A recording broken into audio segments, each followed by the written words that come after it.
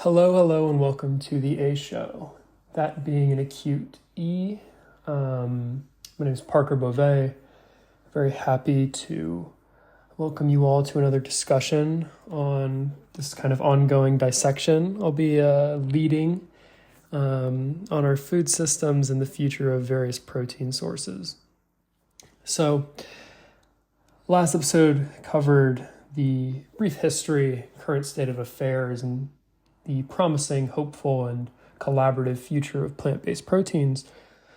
But kind of looking at the industry as a whole and trying to see this platform as somewhat of a way to communicate very acronym-y, abstract, oftentimes overcomplicated ideas, and not just agriculture, food, and beyond, but the environmental technology space, the clean tech space, the climate tech space, whatever you want to call it, whatever is the least politicizing and divisive and polarizing word you want to use, but the technologies that will hopefully save us from some incoming and impending catastrophe or massive food shortage beyond. So, kind of diving into the specifics of that world, I thought it would be helpful to have a very brief and overarching discussion on a area, I guess the overarching theme of the plant protein space, that being alternative proteins. So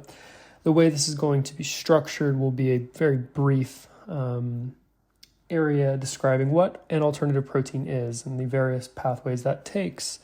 I'm going to, describe a couple of those and what they look like, how they're made, etc., before jumping into how these products came into existence, what the proposed benefit is, whether it's ecological, so looking at in that specific region at environmentally beneficial areas, thinking, greenhouse gas emissions reductions, water and erosion reduction, deforestation reduction, whether it's ethical or whether it's something else entirely. So look at that, then go on to an area in terms of looking at where we stand today in these technologies. And I'm going to really divide this area into an innovation section and a commercial readiness section. The two are very tied, but innovations is really going to look at what the technology needs today to move to tomorrow and what tomorrow's innovations will look like.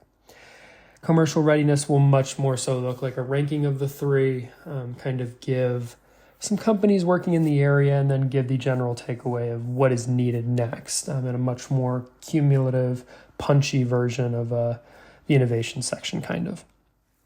And then the final section we're really going to touch on, I'm actually going to leave to the end, a bit of mystique and intrigue for you all. But it's going to touch on kind of a great way to look at this entire alternative protein space. And what I will leave you with is the idea that it doesn't have to be separate streams, but everything can culminate in a Venn diagram of sorts. So, all that being said, now time to kick it off. So, when we talk about an alternative protein, what exactly are we talking about?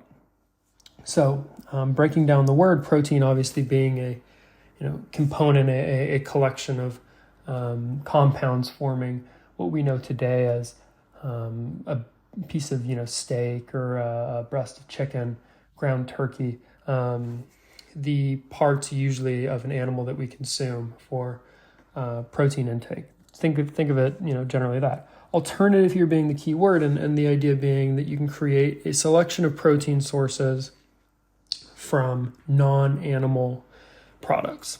That is the key, and that is the major focus point here, is the idea that these are non-animal products. So the separation is really crucial, and it kind of bleeds into some interesting lines that we'll touch on in terms of when is something environmentally friendly and when is something just an ethical play.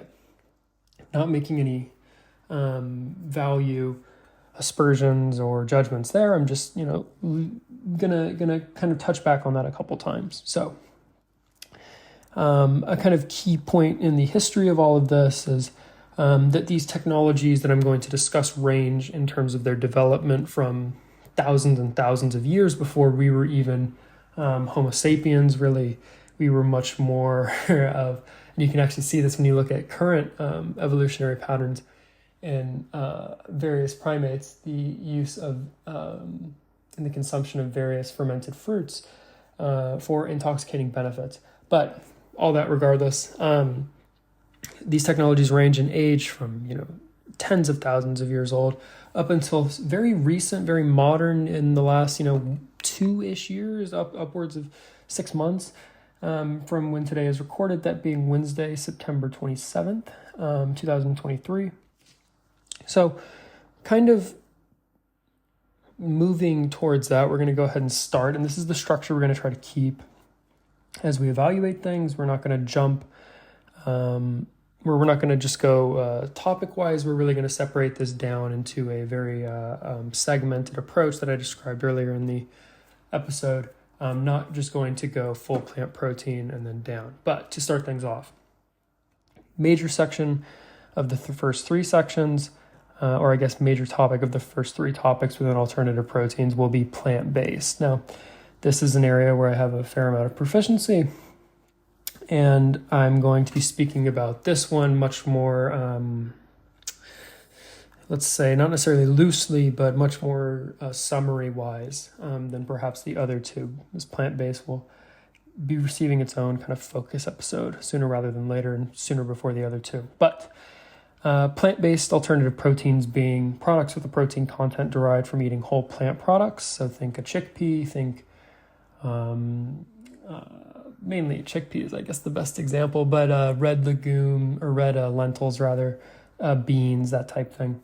Or meat analogs created using processes like extrusion, 3D printing, fiber spinning. If you were to listen to the B2Bization of the plant-based protein space and the podcast before this one, you would have heard me talk about a lot of these technologies. So basically think of them as ways to think of them almost like a grounder in a way, the way you can ground, chuck and sirloin cuts of beef into a ground beef mixture.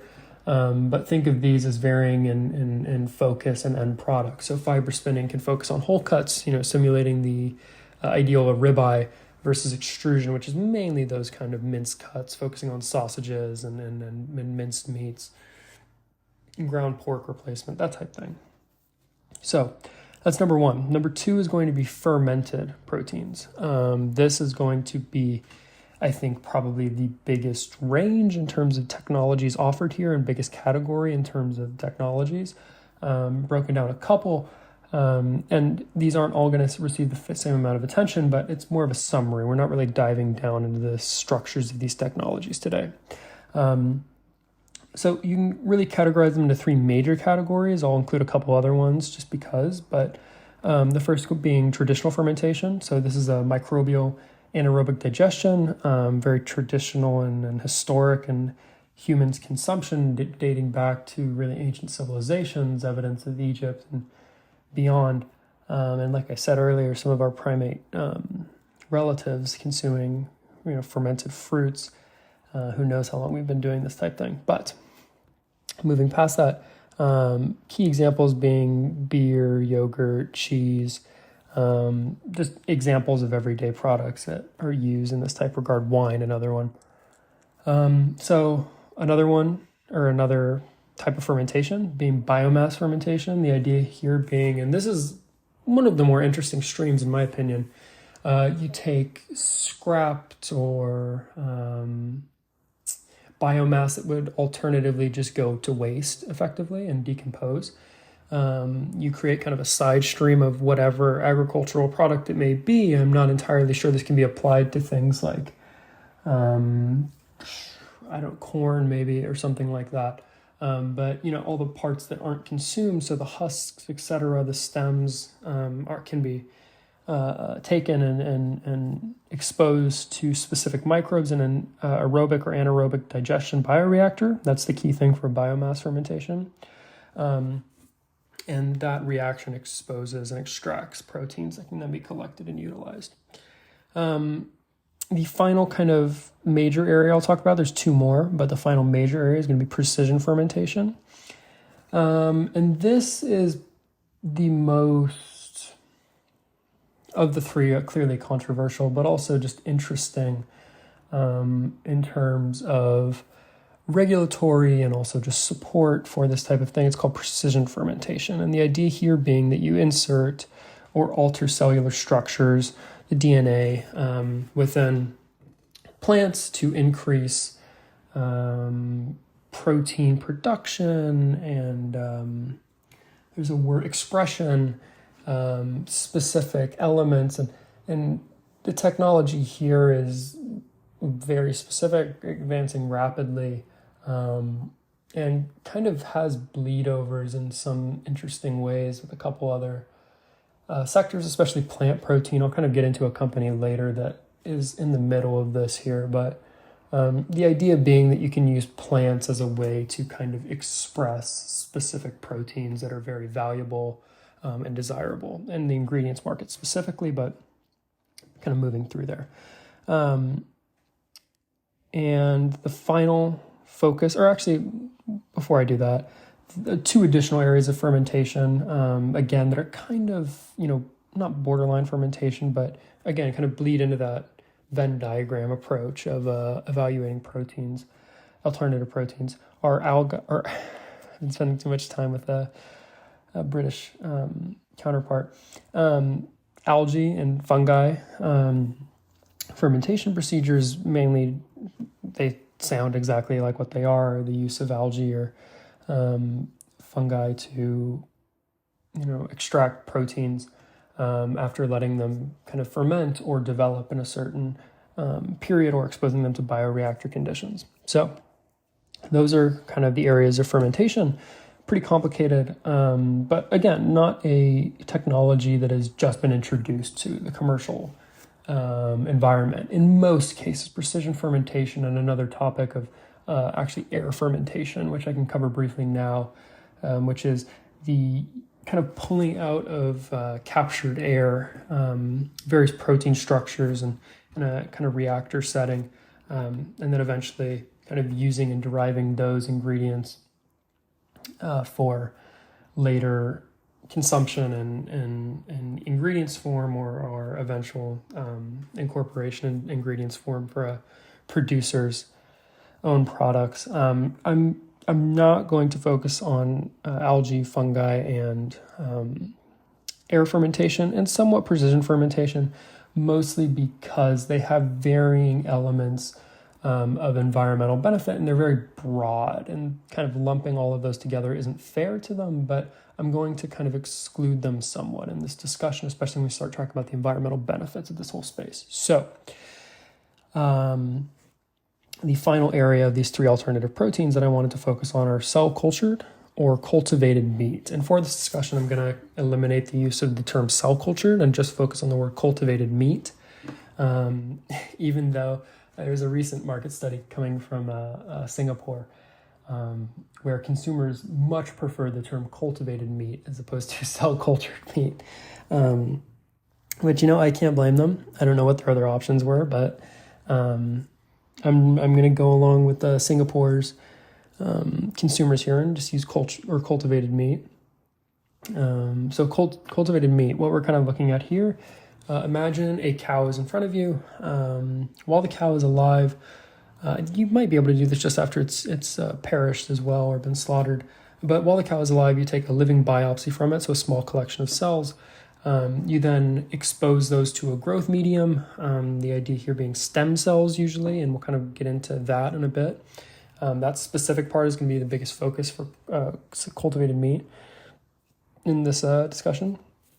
But then you can use these stem cells to rapidly replicate and create entire cuts of meat through really rapid duplication and replication of cells, mainly focusing on muscle and fat cells. So those are the three areas being cultivated in now descending order, or ascending order, I guess, or cultivated meat, fermentation, and plant-based proteins. So that being established, we're going to now go and move on to kind of why these products exist.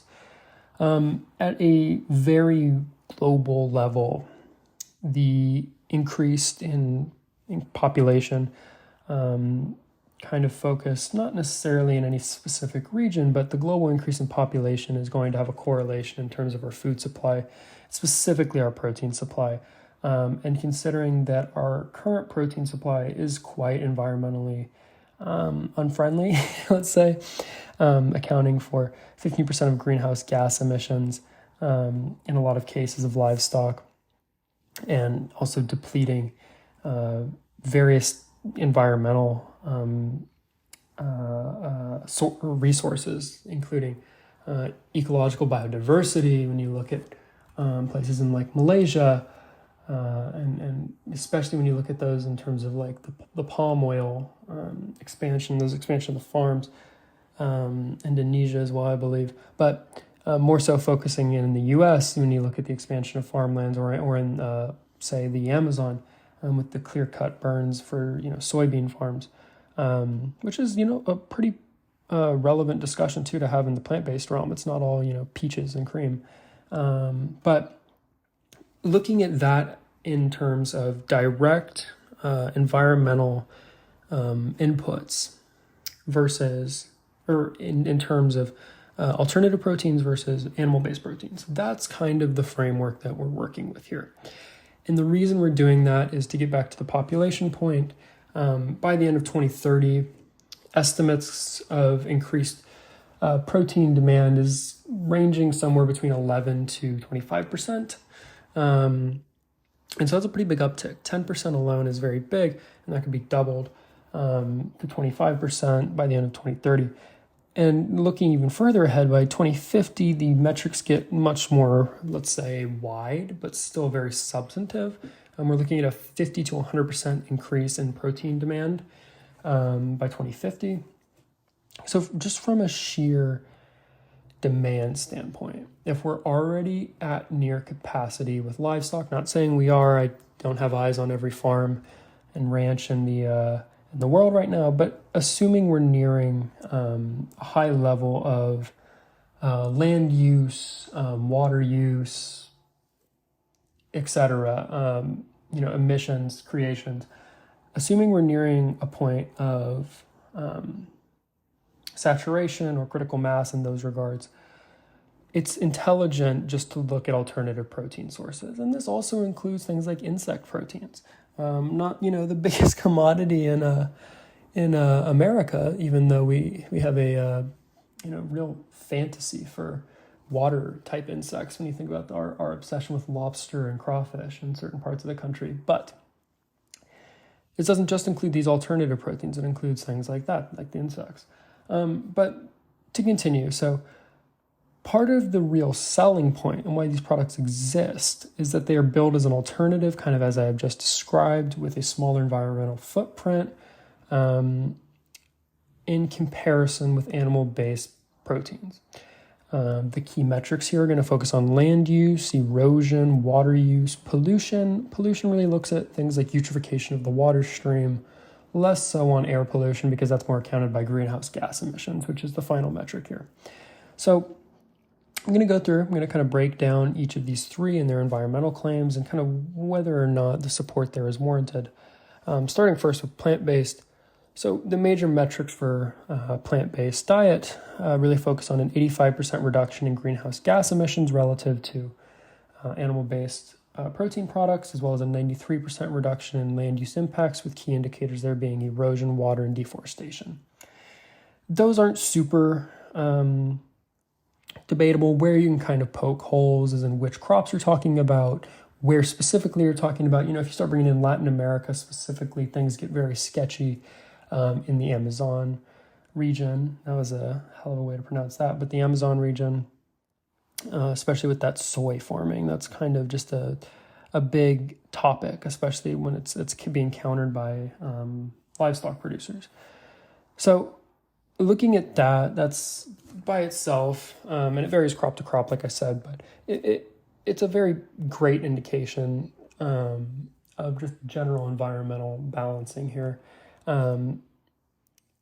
Kind of why these products continue to exist, and where the kind of developments are leading. I can kind of give a little preview of that. I'm really going to focus on a rise in production capabilities to continue accentuating the taste, the textures, and the outputs. Diversity, like I said, not only in the mincemeats, but the whole cuts, the seafoods. That's kind of where the market is heading. So that's why the product still exists, is there's a great potential for new outputs. Fermentation, other than being, well, we'll get to that in terms of why it still exists. But the environmental benefits for fermentation, very similar to plant-based, decreased methane and CO2 emissions, although depending on the production process and how developed it is, you're going to have varying energy usages and requirements there. Even just within something like biomass fermentation, there's a couple different types. Those relying on oxygen inside the reactor vary in terms of their energy intensity to those that don't. But again, you're going to have pretty large decreased methane and CO2 emissions. CO2 emissions there, in that case, reduced by 50% in some cases. Reduction in deforestation by 50%. Those are kind of the two metrics that fermentation really has. The water use isn't super clear in my opinion. I'm going to kind of, and again, another thing here is it varies from type to type. Like I'm saying, precision fermentation is much different than biomass or traditional. But continuing on, why it's still accepted in the market and why it's looking, future-wise to be expanded upon. It's a technology that's been utilized for thousands of years, like I keep going back to. But the real improvements in fermentation in terms of the larger supply chain are really going to be in the ingredient section. Like I said in the very beginning, the overarching theme of this specific discussion is really that we need to look at alternative proteins as more of a Venn diagram rather than, three specific industries. Because there's going to be a lot of overlap, and a lot of that overlap is going to be facilitated by fermentation, specifically when you start looking into cultivated meat and kind of the benefits that fermentation can kind of accent, let's say there, especially when you start thinking about precision fermentation, that rapid duplication of valuable cells. But also, when you look at the plant-based, their major issues, texture and taste. What's better than adding, a fermented source of fat to something that can't really replicate fat all that well in plant-based protein? So it really has implications for the supply chain, as well as, direct production. But I'm just going to give you my honest opinion in terms of its major use. Finally, the kind of case for cultivated meats, and this is the big regulatory question that's kind of going around the environmental horn these days in the food sector is, number one, kind of, is it safe? Is it going to be passed by governments? And number two is it actually environmentally beneficial? And there's a couple claims here that, vary, especially with trying to, this is the most direct appeal to the more meat eater of the population, myself included. But the best way to get somebody to switch over from meat-based to alternative protein diet would be a cultivated meat in terms of taste, texture comparisons. But when you start making ethical claims that no animals are used in this process, or it's not, you're not killing any animals for the production of this is where the claims kind of get a little sketchy. And we'll talk now about that. And then we'll move on to its environmental impact, because of the ethical assertion that no animals are utilized in the creation of cultivated meat outside that first cell culturing, or I guess I'm trying to remember the word for it now, biopsy, isn't entirely true right now, because you can take the cell biopsy and then you have those cells forever. You then introduce the growth medium.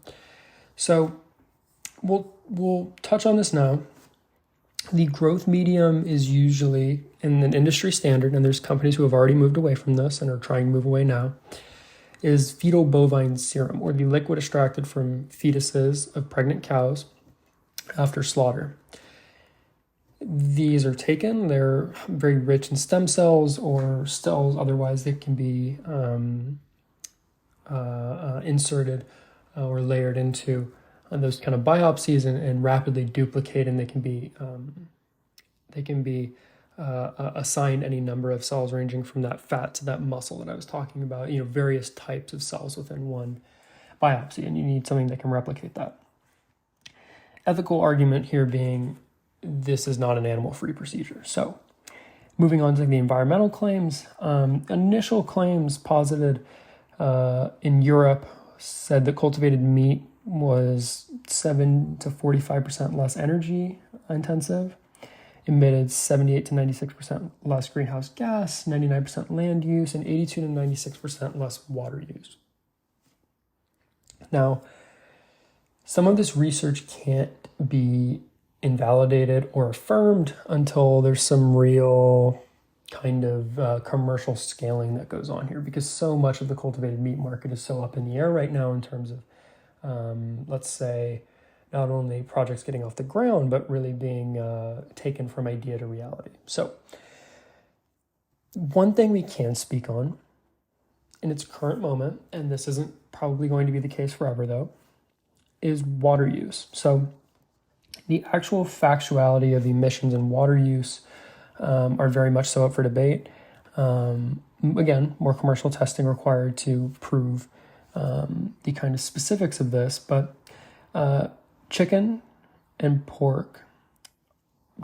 and pork range in their collective CO2 emissions per kilogram of protein from 313 to 505 or 550. Excuse me. That was for water. So 367 to 521 kilograms for cultivated meat. So cultivated meat specifically utilizes 367 to 521 liters per kilogram, liters of water specifically. Sorry. On the other side, chicken, beef, and pork range from 313 up to 550 liters of water per kilogram of protein. Chicken being on the very low end there, usually 313, and pork or beef being on the upper end, 550 liters of water. So, while it varies livestock to livestock, the overall industry has comparable, and that was the key word in the research that I was finding, was that there's comparable water use from cultivated to actual animal-based livestock. Something important to note as well is that the emissions aren't entirely known yet. And what I'm going to say there is that current speculation is that while if you focus on beef, the actual methane releases will decrease relative to cultivated. Cultivated being a pretty energy-intensive process, is actually going to release quite a bit of CO2, and the idea there is they may actually balance each other out. Again, you need commercial scaling here to really put this to the test. But the two key takeaways there being the water use claims not super substantiated, actually being much more comparable than initially suggested, as well as the greenhouse gas emissions. While there's not super great statistics there, there's also more research needed there. So neither side can really claim a victory in that case. It's to be seen.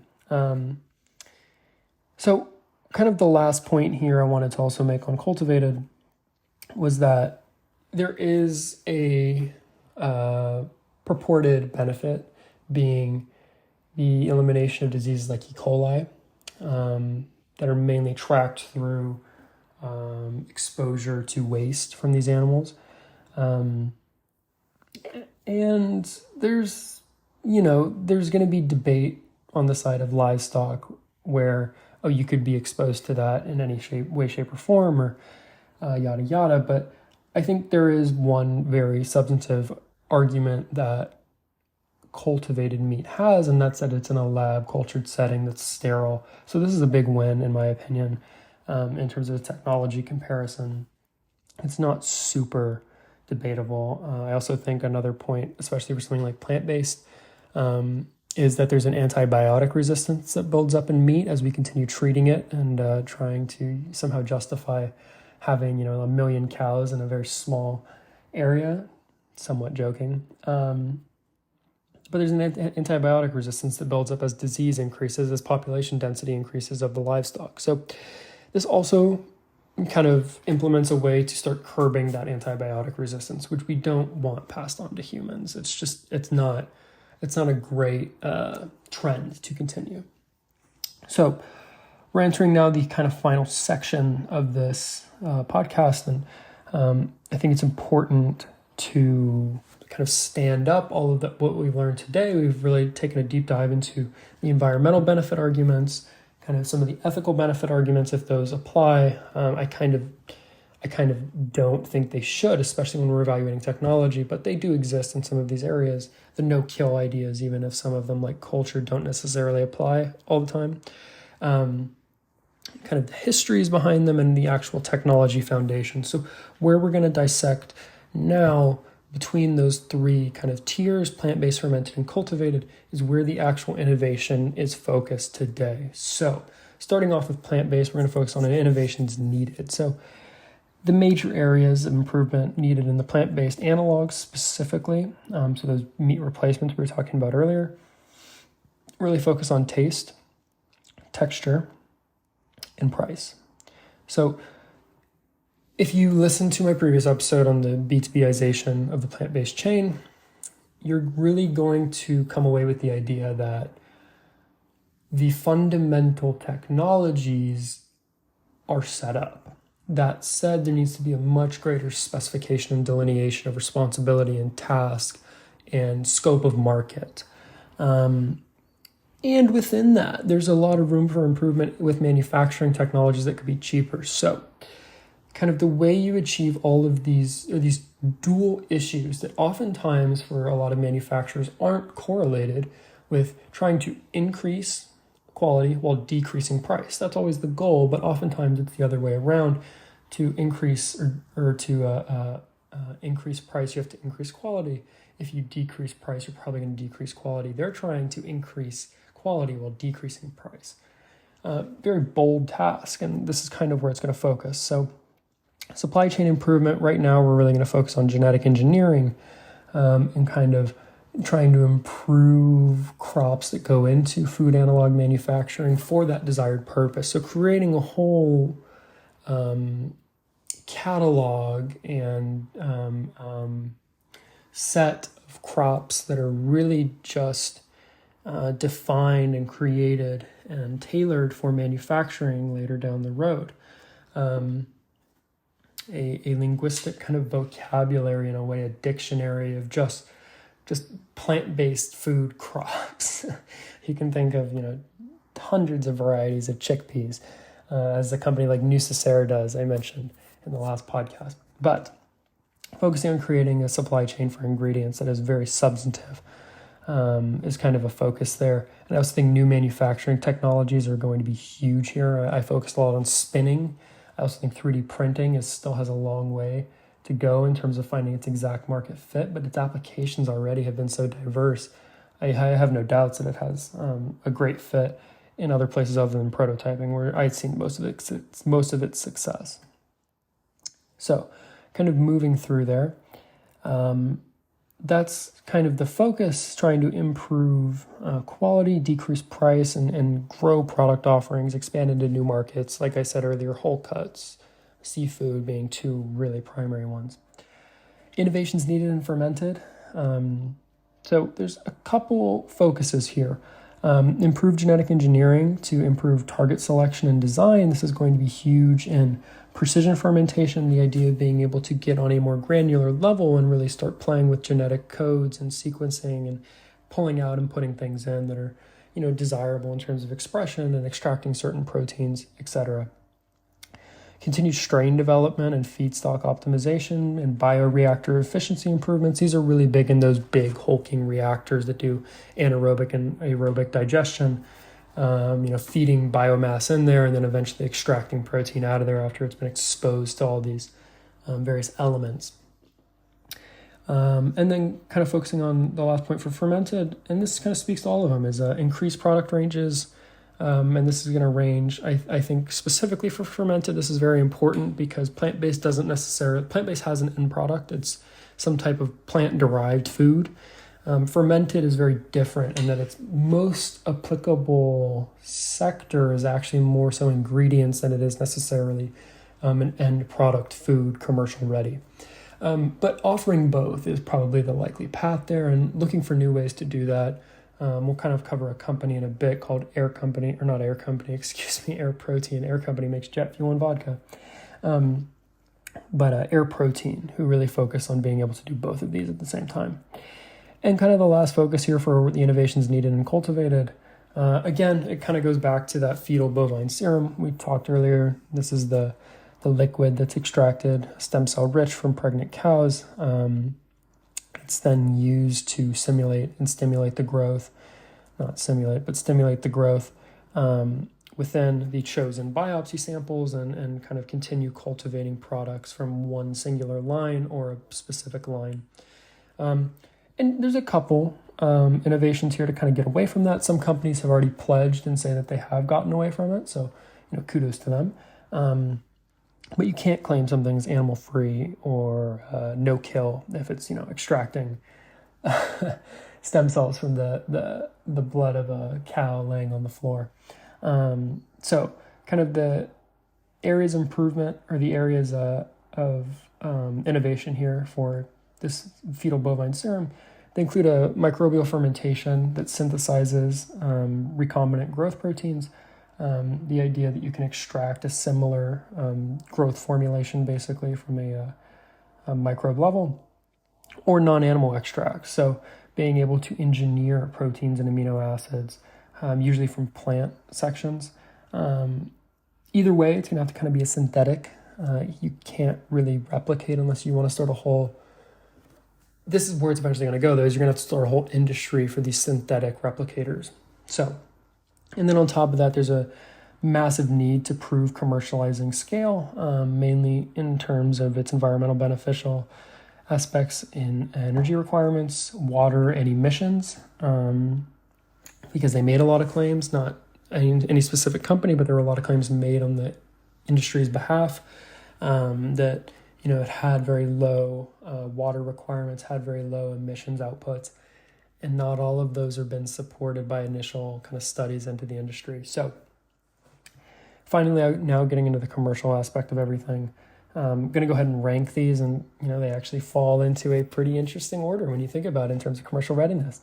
Exactly the order that I presented them in. I wonder why. So plant-based is the most commercial ready. It's already available. There's massive commercial brands. Think Beyond Meat, Impossible Foods, Notco, partnerships with people like Kraft Heinz, McDonald's, Burger King, Shake Shack. There's a massive penetration of the plant-based market. It's going to be, quite okay. It has areas of improvement, of course, but that's kind of where it sits. Big focus there. And that's kind of the dominant power within this industry. Moving on to the second, fermented in the middle.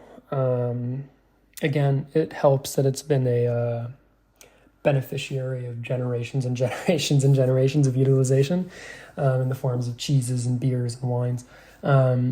But it kind of speaks to an interesting development in the technology aspects of fermentation, and that you have some technologies that are very advanced, very mature, and can be scaled, but then you have some that have just been created, and that's kind of a very interesting place to find yourself in, especially when you look at precision fermentation as probably the most beneficial technology of all of those. And you have to really think, okay, well, this is interesting. We don't necessarily have, the production scaling to make a commercial product, and you kind of see integration into ingredients markets with precision fermentation. And I think that that's the eventual goal. But getting away from that, fermented is kind of second to most. They're going to be integrated into a lot of different products through ingredients and otherwise, but also creating, milk products. You look at companies like Remilk or Formo. Perfect Day have a variety of fermentation products there's a lot of very successful companies here. Moving now to cultivated, it's going to be quite some time before you see a lot of these products. In Singapore, they've hit some consumer shelves, and some varying levels of approval in the US as well. I think you see most of the leaders in this space being in the United States and Singapore, leaders in the alternative protein spaces generally, but specifically cultivated. Israel as well to some degree, although there's been kind of varying levels of regulatory support. Some raids, I believe, actually on labs, which is crazy to think. But there's really extensive work needed, and I think this goes back to extensive needs for regulatory testing, consumer testing, and eventual introduction into the consumer market, placing it, at least 5 years out from real commercial proliferation and commercial production. But more so the innovation issues.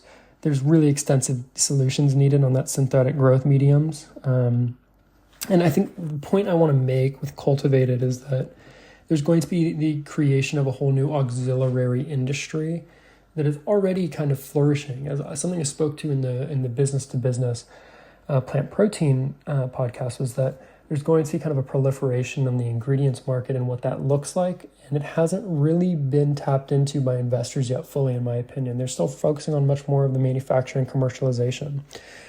So I've labeled this as a high possibility and a high potential for side streams. So you have a company, here's a couple, BioBetter, O-Meat, who just raised a Series A, congratulations. Cell Meat, also recent funding. Forte Protein, who I've had some great experiences chatting with, and Cocoon Bioscience, who actually are able to use a growth medium with caterpillars as their base. Very interesting. But all these companies are going to be able to say, well, sure, cultivated meat is interesting, but we can apply this technology anywhere. We can create protein ingredients for anything, any manufacturing industry. We're creating new ways of ingredient generation, and that's very interesting. And there's some forms of protein, Forte Protein is a great example, that have very interesting, exclusive, IP-protected technologies that produce proteins and very high, luxurious, designers type proteins. That's not quite the right word, but highly, highly sought after proteins and expensive proteins. A matter of days. So it's really changing everything all at once very quickly here. And I think cultivated, if it fails in terms of regulatory approaches, it's going to be a bit more difficult for them than it was for plant-based, in my opinion. It's less accepted by consumers in terms of its nutritional, not even benefit, but it's kind of reputation and what it represents, I guess. It's very much a manufactured food, and not everybody's super keen on those these days. So the final point that I really want to leave this on is that we've kind of drawn 3 circles now. We have plant-based and the rapid acceleration that it's experienced, and it's now this huge commercial entity, not stagnating, but plateauing recently, which is interesting. Your fermentation, this historic practice that has gotten some new kind of technological enhancements and benefits and potential to really integrate into very flourishing other industries. And then you have cultivated meat, the new kid on the block, somebody who is really trying to redefine what meat even is, and bring with that a product that is achievable in the exact form every single time. Utilizing the best available technology and cell replication, and not necessarily genetic engineering. That's actually a big point of contention in the EU, where they're trying to define exactly what genetically modified organisms are. And this applies both to plant-based and cultivated. So something to watch for there. But I would emphasize you have these 3 spheres. The real value in the best products will likely to be from an overlap of all 3. So take that and merge it into a Venn diagram, and there's overlap between all 3, where you have a base of a meat, perhaps, that is actually in its whole made from plants. And then you have fat that's substituted in either from cultivated meats or fermented, usually mycelium or something similar, into there to create a product that doesn't have the high cholesterols and negative effects of fatty red meats, but does have all the same textures and flavors and smells and tastes. And I think that this is really the big point of growth that a lot of companies are trying to make recently, especially as plant-based has experienced some pretty tough times and cultivated has experienced really rapid growth. But the issue with this type of rapid growth, for example, when I discussed some of these companies earlier that just received recent funding, the funding's pretty sizable, reaching over 15 million for a Series A, which is no small sum. So there's going to be some pressures there in terms of delivery and commercial readiness.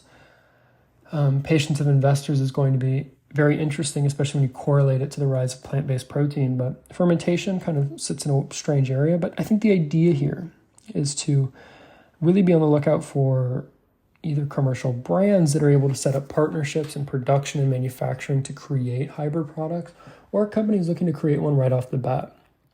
Because I think the key thing here to take away is that ingredients made with fermentation, they can be applied in the plant-based section or the cultivated section. Plant-based meats and eggs and dairies can partner with traditional fermentation to optimize digestibility and taste and texture, and really focus on tweaking ingredients and nutrients to kind of the levels where you need them. I think that that's kind of an underrated part that we're not discussing, is that we could be trying to create perfect foods, basically, all the essential acids and amino acids, maximum protein content. There's something very interesting about the engineering of food that's going on when the interplay between these three. Precision fermentation can also help produce nutrients and growth factors in the cell culture media. I think that that's why you're going to see precision fermentation as a really hot technology in the ingredient side in terms of producing a later cultivated meat. And again, like I said earlier, you're having a kind of proliferation of protein creation when you look at things like collagens or fibronectin, these proteins that are very sought after but not necessarily easy to access. So there's a scaffolding of more complex products that's coming in, and it's going to be very interesting to see the interplay between that. And I would kind of leave you with the idea that alternative proteins aren't something to be afraid of. And they're certainly not just one thing. It's not just a plant-based burger. I would say an alternative protein is anything that represents an animal-based meat alternative. And that is certainly a wide net. And in some future episodes, we're going to explore kind of what that looks like. So thank you. That was kind of a recap of alternative proteins. And this has been the A Show. And that is E with an acute accent on it. I'm Parker Bovée. Thank you and have a good day.